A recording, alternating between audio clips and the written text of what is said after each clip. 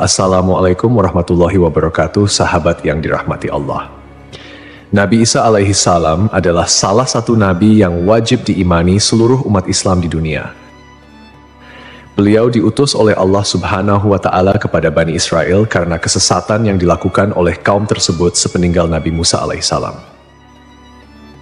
Tidaklah sempurna iman seorang Muslim bila tidak mengimani keberadaan salah satu dari 25 nabi-nabi yang memiliki kemuliaan di sisi Allah Subhanahu wa Ta'ala. Pada akhir zaman, Nabi Isa alaihi salam akan kembali turun ke bumi untuk membunuh Dajjal, musuh umat Muslim yang paling ditakuti karena kehebatan fitnahnya. Nabi Isa akan datang kembali ke muka bumi demi menegakkan kebenaran serta memberi petunjuk jalan menuju keselamatan. Selain itu, ia juga membawa misi penting untuk membunuh Dajjal.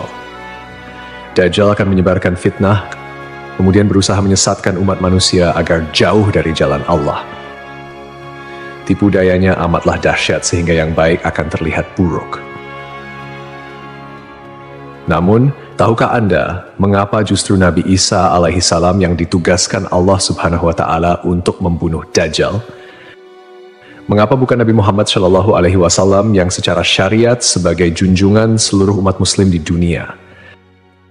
Sejatinya, hanya Allah SWT yang tahu alasan mengapa mengutus Nabi Isa untuk membunuh Dajjal.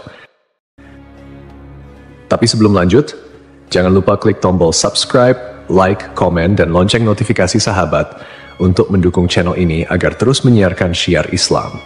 Serta silakan tulis harapan sahabat di kolom komentar.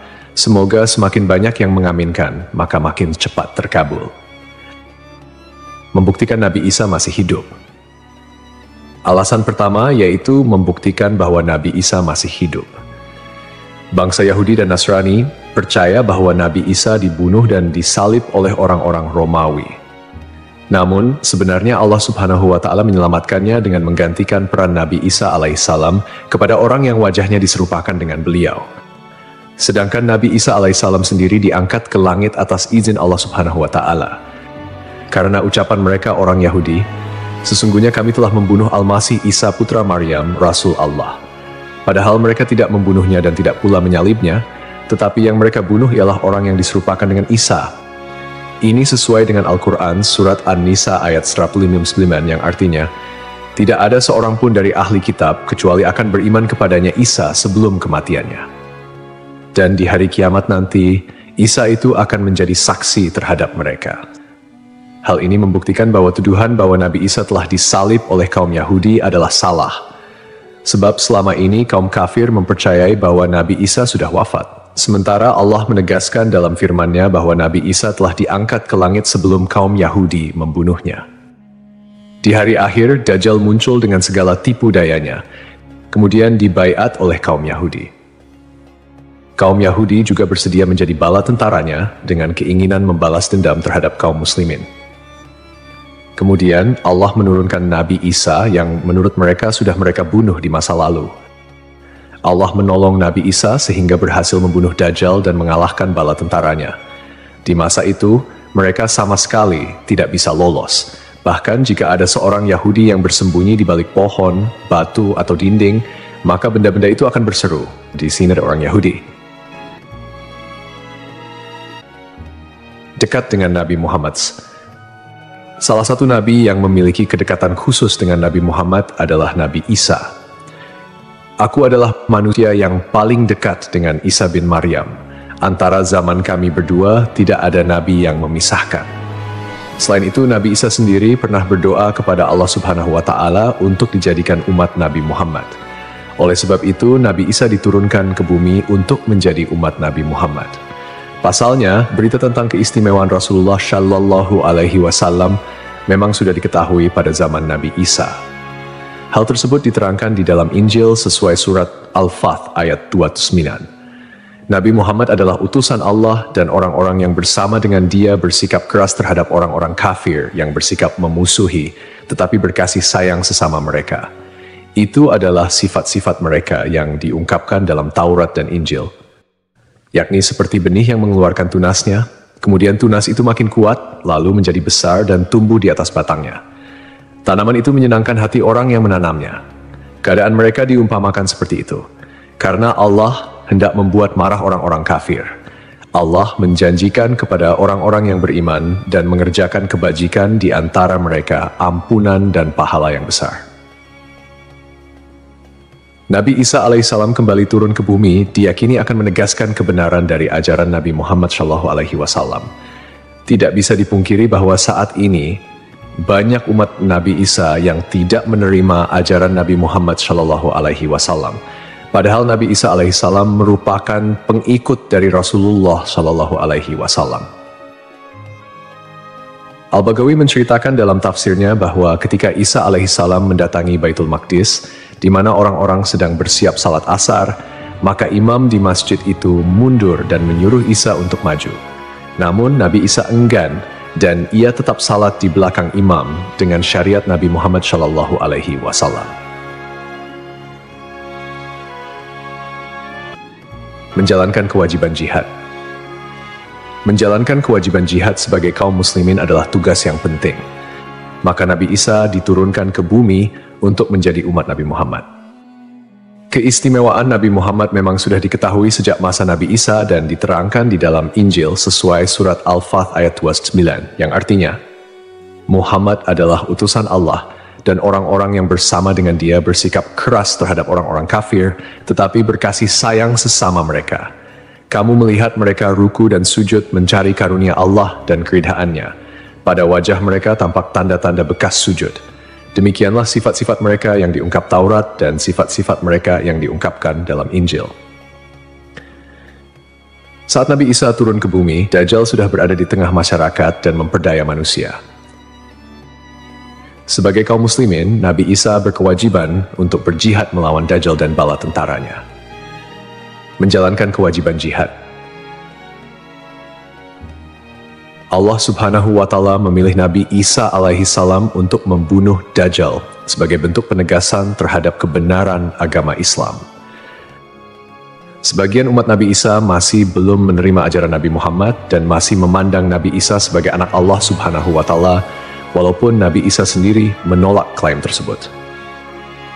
Nabi Isa sebagai nabi yang jarak paling dekat dengan Nabi Muhammad. Keduanya merupakan tokoh yang unik dalam perjalanan kenabian. Tidak ada nabi yang diutus oleh Allah Subhanahu wa Ta'ala di antara masa hidup Nabi Isa dan Nabi Muhammad.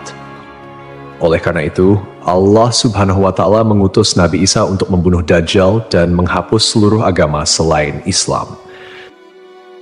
Tujuannya agar umat Nabi Isa menyadari kesesatan pandangan mereka dan beriman kepada Allah Subhanahu wa Ta'ala serta Nabi Muhammad sebagai nabi terakhir. Tindakan ini juga menggambarkan bahwa agama Islam adalah agama yang benar dan sempurna, mengintegrasikan ajaran-ajaran para nabi dari sebelumnya. Agama Islam sebagai agama rahmatan lil alamin yang membawa kedamaian, keadilan, dan kesejahteraan bagi seluruh makhluk. Nabi Isa diberikan mukjizat luar biasa seperti menghidupkan orang yang telah mati, menyembuhkan orang buta dan sakit, serta berbicara di buayan hingga dapat menciptakan burung dari tanah liat. Nabi Isa sebagai penyempurna dari ajaran sebelumnya menyampaikan bahwa setelahnya akan muncul seorang utusan terakhir, yakni Nabi Muhammad. Nabi Muhammad, nabi yang paling mulia dan utama di antara semua nabi. Beliau dianugerahi mukjizat terbesar, yaitu Al-Quran, yang merupakan firman Allah Subhanahu wa Ta'ala yang tidak dapat ditiru ataupun diubah oleh siapapun. Selain itu, Nabi Muhammad juga memiliki syafaat, yaitu pemberian ampunan kepada umatnya di hari kiamat.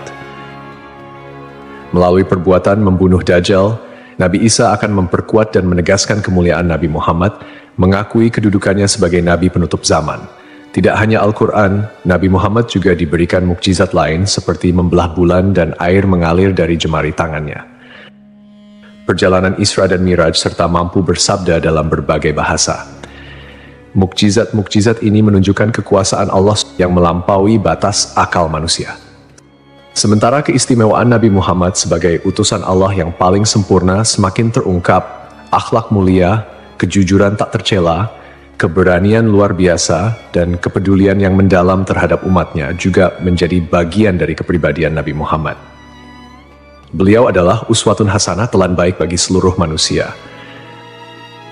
Hubungan dekat Nabi Isa dan Nabi Muhammad terlihat jelas, di mana Nabi Isa adalah nabi yang paling mendekati masa kenabian Nabi Muhammad tanpa ada nabi lain yang diutus oleh Allah antara keduanya.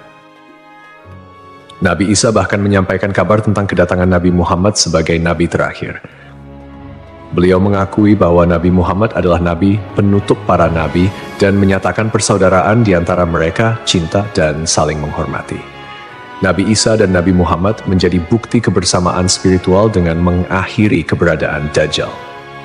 Nabi Isa secara simbolis menegaskan kemuliaan Nabi Muhammad dan menghormati sebagai nabi akhir zaman. Untuk dikembalikan ke tanah. Alasan selanjutnya, Nabi Isa alaihissalam akan dikembalikan ke bumi sesuai kodrat manusia yang tercipta dari tanah. Hal tersebut sebagaimana yang dijelaskan pada surah H ayat 5 yang artinya, dari bumi kami menciptakan kamu, dan kepadanya kami akan mengembalikan kamu, dan daripadanya pula kami akan mengeluarkan kamu pada kali yang lain. Nabi Isa alaihissalam diturunkan ke bumi juga menandakan bahwa ajalnya akan tiba.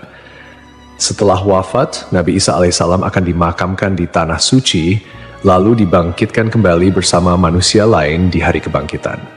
Mengenai lokasi makam Nabi Isa alaihissalam, terdapat perbedaan pendapat di kalangan ulama. Sebagian ulama mengatakan lokasinya terletak di Bait al-Maqdis, dan sebagian lainnya mengatakan akan dimakamkan bersama Nabi Muhammad SAW. Sebagai muslim yang beriman, tidaklah pantas bagi kita untuk membanding-bandingkan siapa nabi yang lebih hebat, karena semua nabi yang diutus oleh Allah Subhanahu wa Ta'ala mempunyai tujuan yang sama, yaitu mengajak tauhid, mengagungkan kebesarannya. Nabi Isa alaihissalam selain ditugaskan Allah Subhanahu wa Ta'ala untuk membunuh Dajjal pada akhir zaman, ternyata beliau juga akan memiliki tugas dan maksud tertentu yang pada intinya adalah menegaskan ajaran yang dibawa oleh Nabi Muhammad SAW kepada seluruh manusia yang ada di dunia. Semoga kita semua bisa memetik pelajaran. Wallahu a'lam.